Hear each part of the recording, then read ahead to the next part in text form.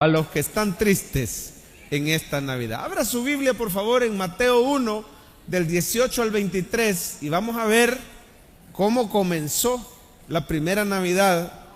No necesariamente empezó muy alegre, sino que la Sagrada Familia tuvo una tristeza. Por poquito se separan. Vamos a ver que la Navidad no es que Cristo vino a un mundo perfecto, ¿verdad? Sino que a un mundo que sufre, que tiene aflicción, que tiene temores. Y para nosotros es la Navidad. Mateo 1:18, me dice amén, por favor, cuando lo haya encontrado. Ya bastantes lo hallaron. A los que están tristes en esta Navidad. Mateo 1:18, vamos a leerlo sentaditos. Y por cualquier cosa se lo vamos a proyectar aquí en pantalla también. Dice así la palabra de Dios, Mateo 1:18, el nacimiento de Jesucristo fue así: estando desposada María su madre con José, antes que se juntasen, se halló que había concebido del Espíritu Santo. José su marido, como era justo y no quería infamarla, quiso dejarla secretamente. Y pensando él en esto, he aquí un ángel del Señor le apareció, ¿cómo dice iglesia? En sueño, y le dijo: José, hijo de David, no temas recibir a María tu mujer, porque lo que en ella es engendrado, ¿de quién es? Del Espíritu Santo. Y dará a luz un hijo, y llamará su nombre Jesús, porque él salvará a su pueblo de sus pecados. Todo esto aconteció para que se cumpliese lo dicho por el Señor por medio del profeta Isaías, cuando dijo: he aquí una virgen concebirá, dará a luz un hijo y llamará su nombre Emmanuel, que traducido es, dígalo de nuevo, que traducido es Dios con nosotros. Oremos.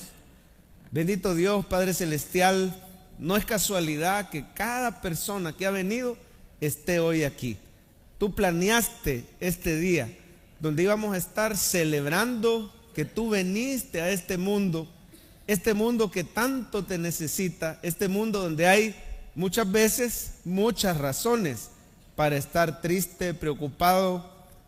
Aquí hay personas, Señor, esta tarde que han dicho: la vida es muy difícil, es muy pesada, y que vienen con un corazón triste en esta Navidad. Háblanos a todos, Señor, que tu Espíritu Santo prepare nuestro corazón, abra nuestros oídos y nos ayude a estar atentos.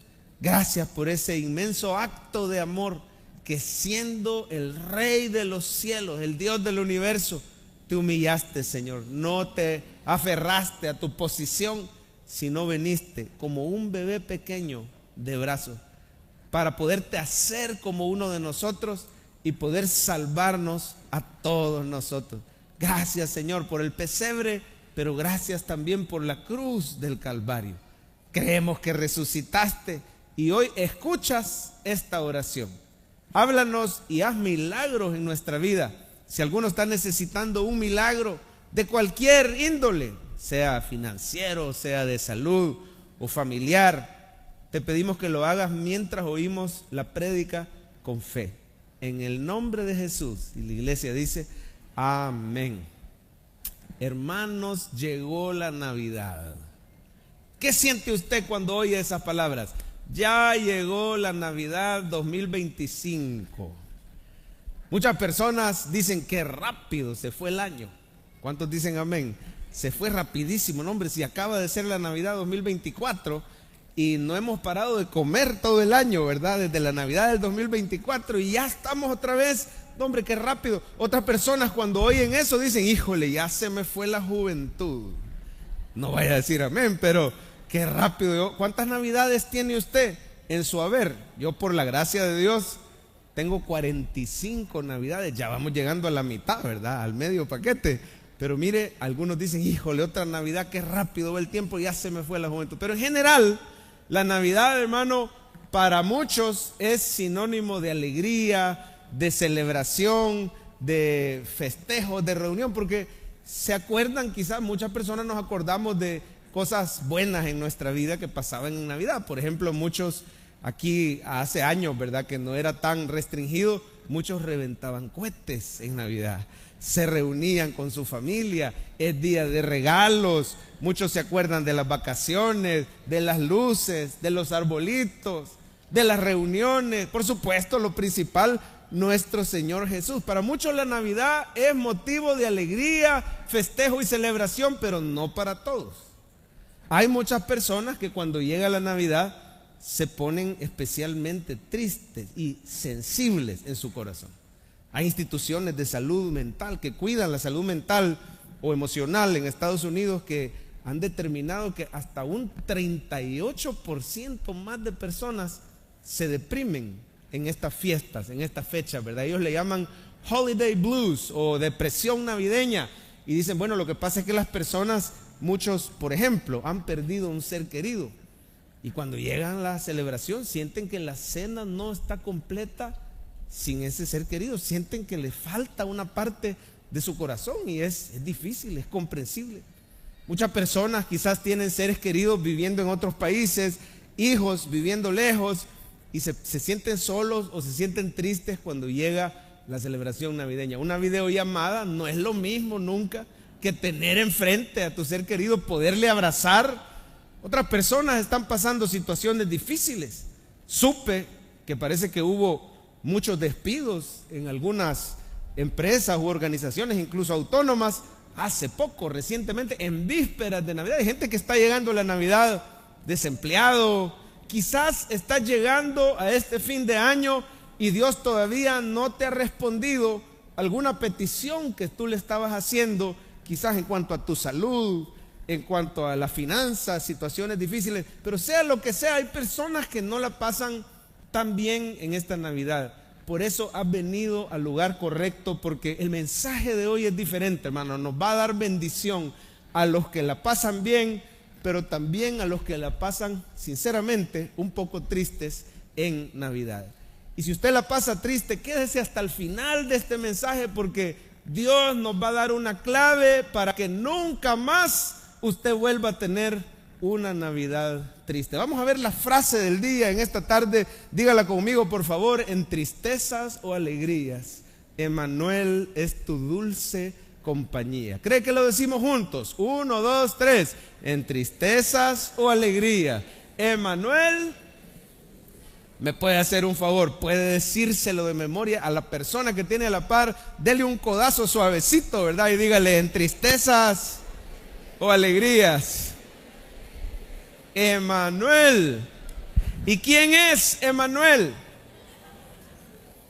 Bueno, la Biblia, el pasaje que leímos, dice claramente que uno de los nombres de Jesús, uno de los títulos proféticos de Jesús es Emmanuel. A ver si me ayudan, que traducido es Dios con nosotros. La palabra Él en el hebreo siempre quiere decir Dios, por eso a Él se le llama Elohim, El Elión, El Shaddai. Es una palabrita corta, El, que quiere decir Dios, pero Imanu quiere decir con nosotros, o sea que en el original dice con nosotros Dios, y ya en el castellano, en el español, se le da vuelta en la gramática y dice Emmanuel, Dios con nosotros. El mensaje de hoy es sencillo, hermano, sea que la pases bien en Navidad o sea que sinceramente te sientes un poco triste, gracias a Jesús nunca estarás solo, nunca estarás sola. Dios está siempre contigo y no te abandonará.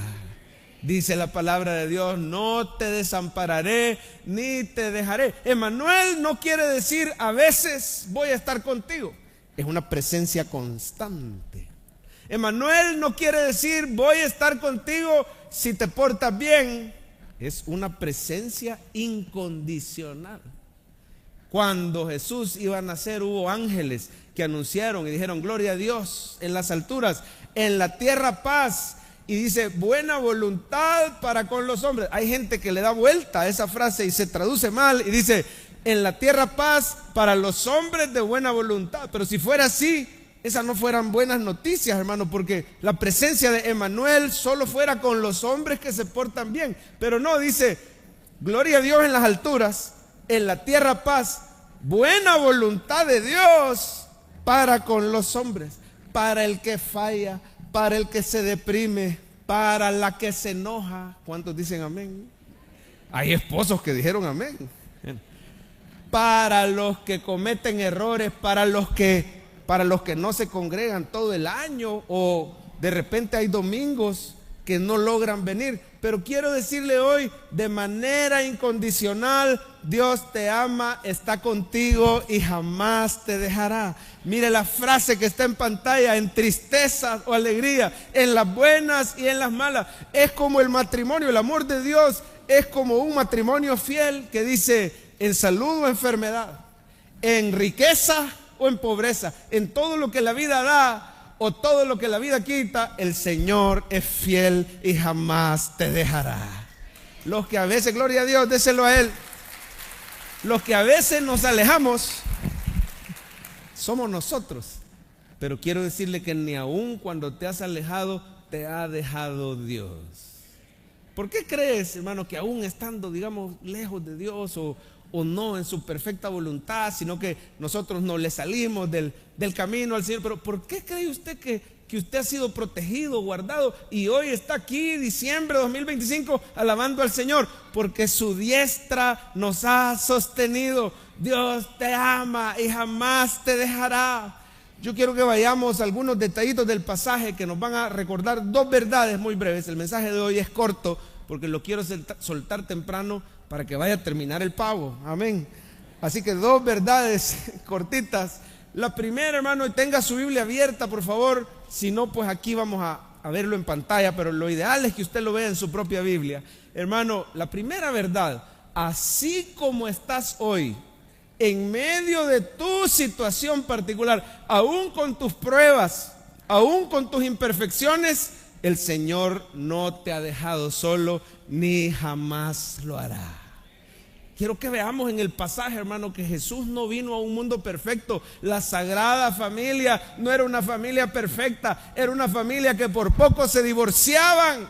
Y le digo, humanamente, con justa razón. Del lado de los dos, cada uno tenía sus razones y estaban a punto de separarse. Quiere decir que cuando Jesús vino a una familia que enfrentaba pobreza. No nació Jesús en una cuna de oro, nació en un pesebre. Vino a una familia que enfrentaba dolor, tristeza, aflicción, preocupación. Mire su Biblia, el versículo 18, por favor. Mire lo que estaba pasando en la Sagrada Familia.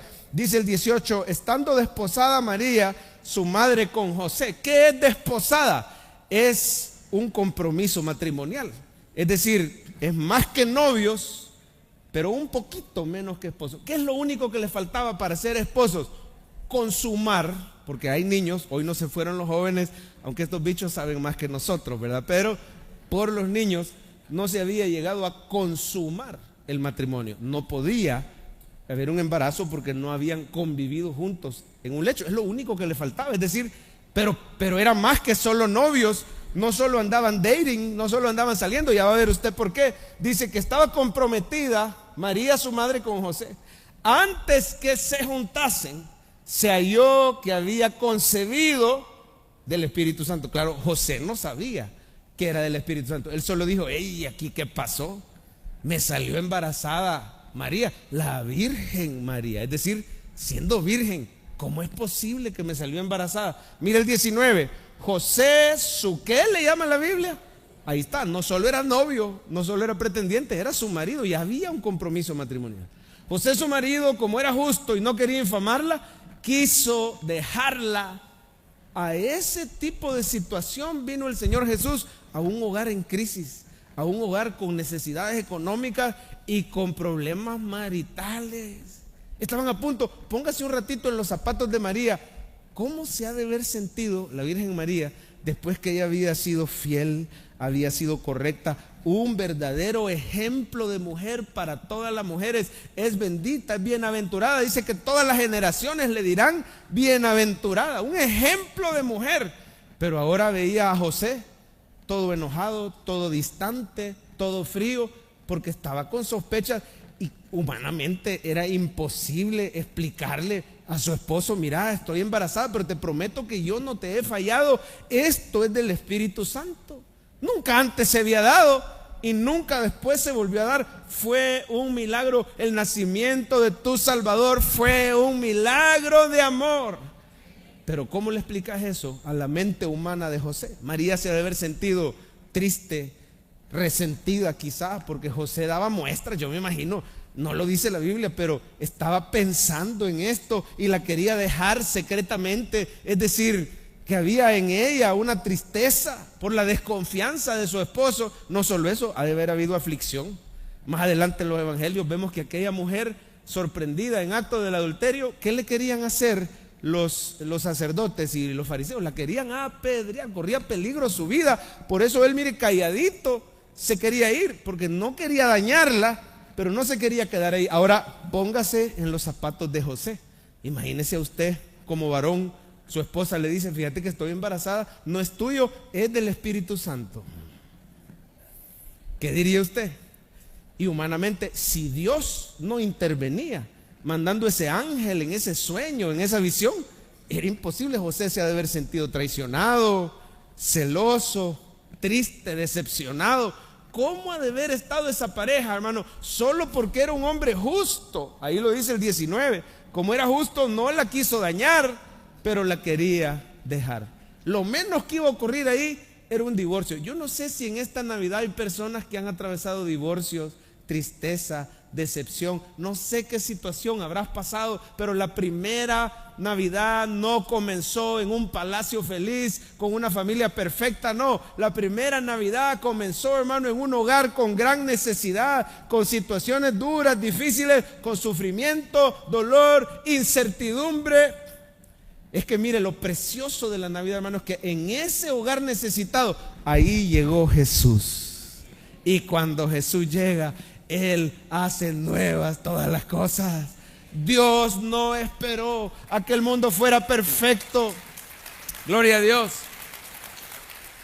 Tenemos un Dios precioso que no esperó a que el mundo fuera perfecto para enviar a su Hijo. No, Él envió a su Hijo precisamente porque el mundo estaba roto, necesitado de su amor, de su gracia y de su salvación. Hoy Dios te dice, en medio de tu sufrimiento, como el de María o como el de José, el Señor está contigo y jamás te dejará. Y qué bueno se siente saber que tu Padre está contigo. ¿Cuántos dicen amén?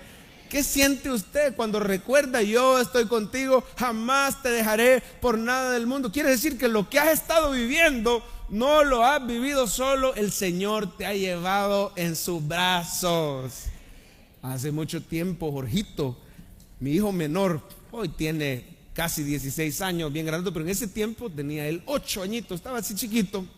Habíamos ido al zoológico con mi esposa, con mi hijo mayor, y recuerdo que el mayor se había quedado atrás filmando algo con su celular, y es bien bonito ver los animales adentro de la jaula, ¿verdad? Pero verlos afuera de la jaula es preocupante. Si usted ve un animal afuera de la jaula en un zoológico, no se va a poner alegre ni se va a acercar, ¿verdad? Pero yo recuerdo que Elías se quedó por allá atrás, íbamos caminando, mi esposa Yani, Jorgito chiquito, de 8 años, aquí en medio, y su servidor, y mientras íbamos caminando, veíamos animales en una jaula, animales en otra, pero de repente un animal se salió del zoológico, una gran culebra mazacuata, una mazacuata negra, pero mire, hermano, pasó.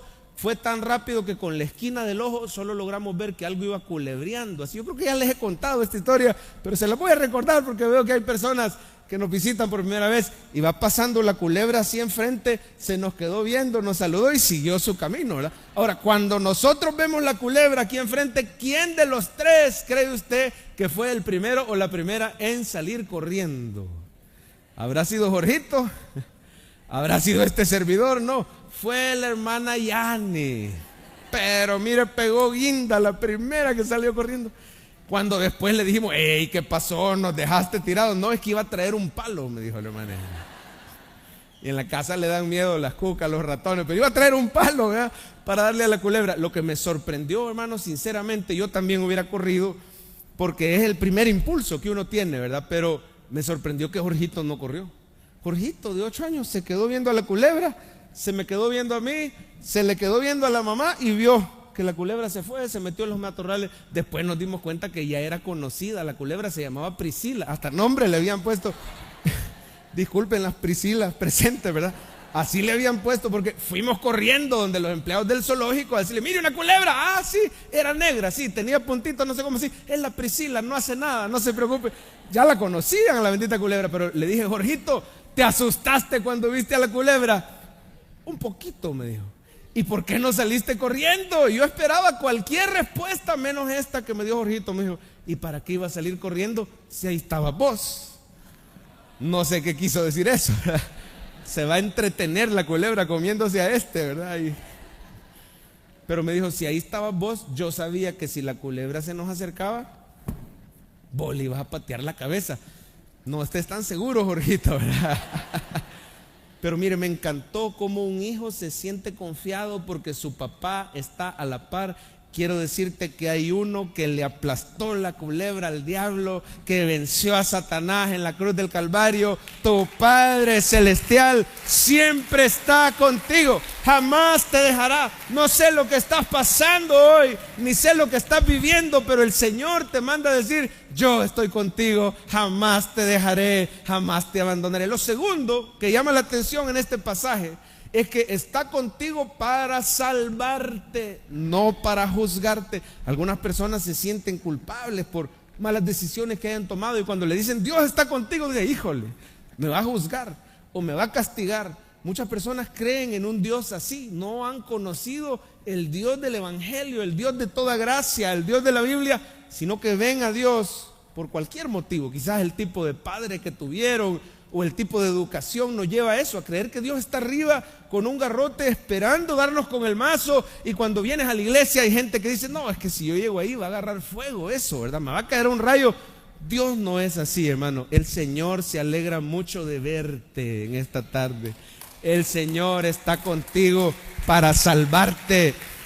No envió Dios al mundo a su Hijo para condenar al mundo, sino para que el mundo fuera salvo por él. Yo quiero que vea en pantalla o en su Biblia los versículos 20 y 21. Dice el ángel, dice, y pensando él en esto, hagamos una pausa ahí. Note usted que José no fue impulsivo.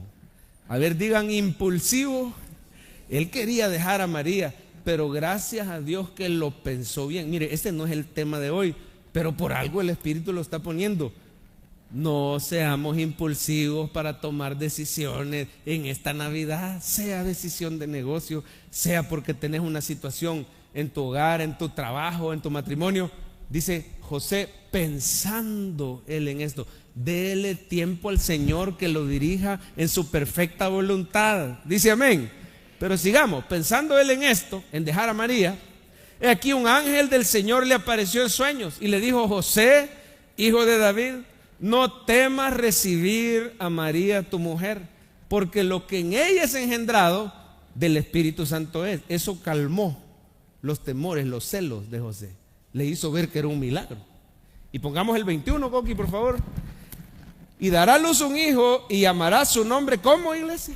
Jesús, porque él salvará a su pueblo de sus pecados. Miren, ni siquiera habrá tenido los 5 meses el bebé Jesús, ¿verdad? El embrión en el estómago, y ya les hicieron el gender reveal. Le dijeron, va a ser varón y le vas a poner Jesús. ¿Sabe qué quiere decir el nombre Jesús? ¿Alguien sabe qué quiere decir Jesús?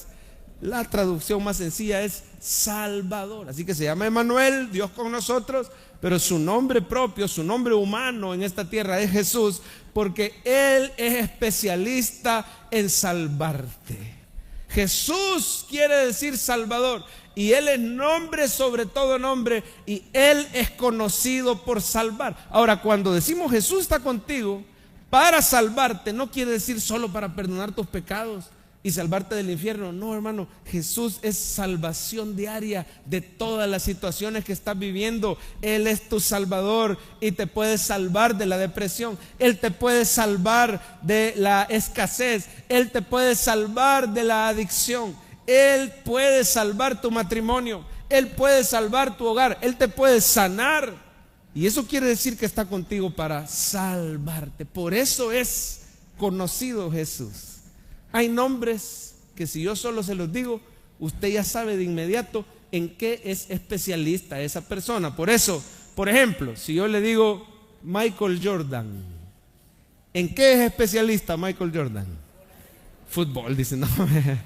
Básquetbol, usted ya sabe que Michael Jordan es especialista en básquetbol. Muchos dicen el número 1.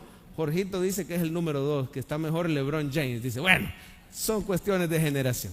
Si yo le digo el nombre, ojalá que no me meten problemas aquí. Si yo le digo el nombre Lionel Messi, ¿él es especialista en qué? En tirarse al piso. No, mentira. Especialista en fútbol. Si yo le digo el nombre Shakira, ¿en qué es especialista ella?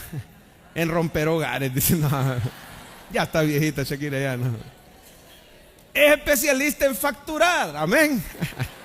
Muchos de ustedes fueron a dejar el aguinaldo, ya me di cuenta, para comprar las entradas de Shakira. Bueno, ese es tema. Ese es tema para otra prédica. Pero hermano, ¿por qué le digo eso? Porque hay un nombre sobre todo nombre. Su nombre es Jesús y Él es especialista en salvarte.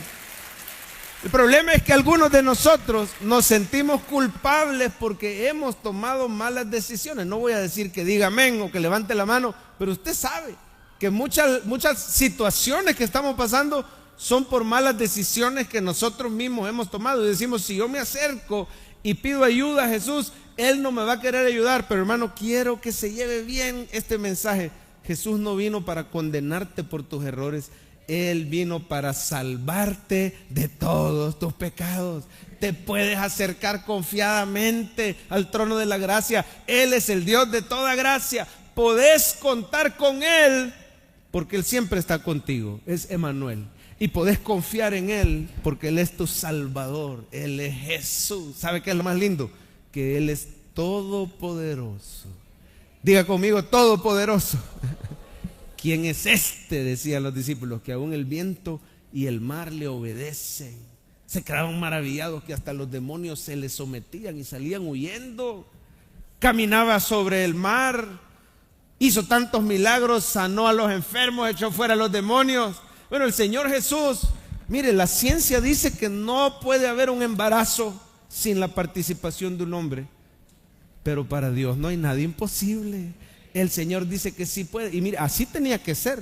Tenía que ser un embarazo sin la participación de un hombre, porque ese bebé tenía que venir totalmente libre de pecado. Y acuérdese, sin entrar mucho en teología, pero a partir de Adán, toda la humanidad ya viene con el gen del pecado. Adán era el único que nació inocente, no justo, inocente de pecado, pero pecó. Adán había sido hecho directamente por la mano de Dios, no nació de papá ni de mamá, fue hecho por Dios. Ahora Dios necesitaba un segundo Adán, porque el primer Adán falló, el primer Adán pecó. Dios necesitaba de su propia mano, que no viniera de Adán, hacer un segundo Adán, un nuevo hombre hecho por él, que viniera completamente libre de pecado. Dios hizo un milagro en el vientre de la Virgen María y Jesús vino libre de pecado para pagar por todos nuestros pecados. Pero sin desviarme del tema, hermano, lo importante aquí es que servimos un Dios para quien no hay nada difícil, nada es imposible para nuestro Dios. Así que no tema, porque siempre está contigo. Vamos a ver por última vez la frase del día y nos vamos ya a la parte práctica. En tristeza, dígalo conmigo, en tristeza o alegría, Emmanuel es tu dulce compañía. ¿Cómo aplicamos el mensaje de Navidad en la práctica? Si estamos tristes por alguna situación, si en esta Navidad no la estamos pasando muy bien. Número 1, traiga sus tristezas a Jesús. ¿Sabe cómo le llama la Biblia a Jesús? Oiga esta descripción: varón de dolores, experimentado en quebranto. ¿Usted cree que Él se va a asustar cuando usted le sea sincera o sincero y le diga: Señor Jesús, me alegra la Navidad, me alegra que tú viniste, pero hoy no me siento contento, no me dan ganas ni de alabar, estoy así? Si Él es experimentado en quebranto, tenés un sumo sacerdote que te comprende, porque Él se hizo hombre y vivió las mismas tristezas, las mismas situaciones que tú y yo estamos viviendo. Por eso tu Salvador te comprende. Mire, Jesús no quiere que usted finja una alegría que usted honestamente no tiene. Usted se puede acercar con sinceridad y decirle: Señor, la verdad es que hoy me estoy sintiendo así. Y Jesús no se va a asustar que usted se sincere con Él. Es más, Él te invita y te dice: vengan a mí los que están trabajados y cargados. ¿Y qué dice la Biblia? Yo los haré descansar. Quizás lo que te está haciendo falta es un ratito de oración donde te sinceres con el Señor Jesús y le digas: yo veo a toda la gente bien contenta por la Navidad y los regalos, yo sinceramente me siento así. Sea sincero con el Señor y preséntele sus tristezas, y ya va a ver usted la obra de consuelo que va a hacer el Espíritu Santo en su vida y en su corazón. Una oración sincera. El año pasado, el día 24, cayó martes, si no me equivoco, y había una hermana de esta iglesia que tenía quizás unos 3 meses de no poner pie en la iglesia, porque honestamente se había desanimado. Y usted sabe que si usted falta un domingo, el siguiente domingo es más probable que ya no venga, y el siguiente domingo es más probable, la Biblia dice, no dejando de congregarnos como algunos tienen por costumbre. O sea, se hace hábito no congregarse, así como también se hace hábito el congregarse. Pero ella sinceramente no se sentía de humor. Y sabe, una de las cosas que le pasaba es que se había aislado. A ver, digan conmigo: aislado. Eso es lo peor que uno puede hacer cuando está triste, pero sinceramente no le daban ganas de ver a nadie, de venir, de cantar, de adorar. Se sentía bien triste, bien deprimida por varias situaciones que estaban pasando en su vida. Pero una mañana, la mañana del 24, hace un año exactamente, ella estaba leyendo un salmito que tocó su corazón. Cercano está Jehová al quebrantado de corazón, y salva a los contritos de espíritu. Muchas son las aflicciones del justo, pero de todas, a ver, digan, de todas les librará Jehová. Él guarda cada uno de sus huesos, ninguno será quebrantado. Cuando leyó ese salmo, se impresionó, el Señor la tocó y le puso un pensamiento chiquitito, sencillo: mira, hoy en la tarde, el culto del 24, quiero que vayas, Señor, pero tengo meses de no ir, tengo meses de no poner pie, y estar dando explicaciones, y mira, ¿por qué no has venido? Y estarle diciendo a los hermanos: sinceramente no me siento con fuerza, yo tengo algo especial para ti, quiero que vayas. Bueno, para no hacerle larga la historia, la hermana entra por esa iglesia, por esa puerta, y no fue tanto la prédica, no fueron tanto las alabanzas. Claro, se gozó con los coros, las alabanzas. ¿Cuántos se gozaron hoy con esas alabanzas navideñas preciosas, verdad? Pero lo que más la ministró a ella fueron las personas que se encontró, una en la entrada, otra cuando estaba sentada, personas como ella que se le acercaron a saludarla, que no la juzgaron, que no le preguntaron: vaya hombre, ya era tiempo. Mire, pidámosle al Señor, hermano, ser prudentes cuando nos encontramos a alguien que viene a la iglesia y usted tenía ratos de no verlo. No le vaya a decir: puchica, vos qué gordo estás. No, hermano, porque usted no sabe con las cargas que viene esa persona, y podemos llegar a ser de tropiezo. Me disculpan, hermano, que es un regañito santo y amoroso, ¿verdad? No le vaya a decir: vaya hombre, ya era tiempo, al fin veniste, al fin te fuiste a dar tu vuelta por Egipto y ya regresaste a la tierra. Pero no, hermano, abrácelo y dígale: bienvenido, tenemos ratos de estarte esperando, qué bueno que estás en la casa de Dios, porque así nos recibe el Señor a nosotros. ¿Cómo recibió el padre al hijo pródigo? Le dijo: vaya hombre, ya era tiempo. No, salió corriendo, le dio un gran abrazo, hizo una gran fiesta. Si hay fiesta en los cielos cuando viene un hijo en arrepentimiento, debe de haber fiesta en la tierra también. Y bueno, la recibieron de maravilla. Hermana, qué bueno que estás aquí. Y le testificaron. Una le dijo los problemas que ella había estado viviendo, y a pesar de todo seguía aquí en la iglesia, y Dios la había fortalecido. La otra por acá le contó de otra situación terrible, de una enfermedad gravísima de uno de sus hijos, y cómo Dios la había fortalecido. Y la hermana nos testifica: mire, ese día el Señor me ministró, no tanto la prédica ni tanto las alabanzas, fueron los testimonios de las hermanas que me dieron a entender: a pesar de las dificultades, el Señor ha sido fiel, Él nos ha sostenido. Y cuenta nuestra hermana Rosa, así le vamos a poner, que todo este año 2025, eso fue en 2024, Navidad, todo el 2025 no ha faltado los domingos. Dios la animó, solo ese paso sencillito, y los domingos le traía sus tristezas al Señor Jesús. Aquí conoció un ministerio para personas en depresión que se llama Fresh Hope. A ver, hablemos en inglés todos, diga conmigo, Fresh Hope. Así se llama el ministerio. Si usted necesita más información, Fresh Hope para la salud mental, es un ministerio para personas con ansiedad, depresión, incluso un diagnóstico bipolar, cualquier cosa. Usted se puede acercar, hermano, porque hay un ministerio cristocéntrico de ayuda, y la hermana se unió a ese ministerio. Lo que le quiero decir, hermano, es que estamos terminando el año 2025 y la hermana superó por completo la depresión. El Señor la salvó, el Señor la levantó, y también lo puede hacer contigo. Tome decisiones prácticas a esta hora. Diga, bueno, voy a hacer lo posible de venir este domingo, solo este domingo. Yo no le digo comprométase todo el 2026. Simplemente venga este domingo, y el siguiente domingo pídele al Señor, porque venimos, hermano, a ser fortalecidos, consolados por el Señor Jesús. Él es nuestro Salvador. Dice amén, iglesia. Y número 2, ¿se acuerda que le dije que le iba a dar una clave bíblica para que nunca más pasara una Navidad triste? Prepárese, aquí viene. Número 2, comparta su presencia con otros que sufren. Esto es importantísimo para usted que está triste en esta Navidad. Ahora decimos, Emmanuel es Dios con nosotros. Ahora tú vas a ser el Emmanuel de alguien más, porque tú estás unido a Cristo. Amén o amén.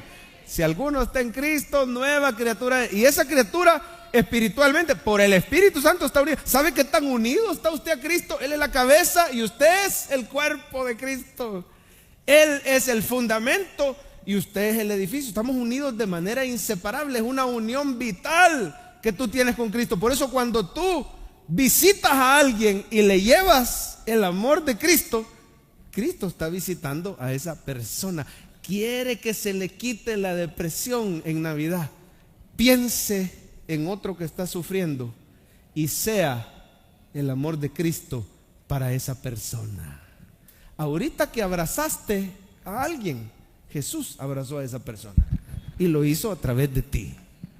Ahora el Señor quiere usarte para que pienses en cómo le puedo servir. Mire, el que está deprimido y sufre muchas veces está enfocado en sí mismo, y es natural, digamos, es normal, pero no es conveniente. Ahora, ¿qué tal si en la Navidad aprendemos, hermano, que así como Jesús vino para todos, ahora tú eres un instrumento para llevar el amor y la bendición de Cristo a otra? Yo no te estoy diciendo anda a predicarle un gran sermón a tu compañero de trabajo, no.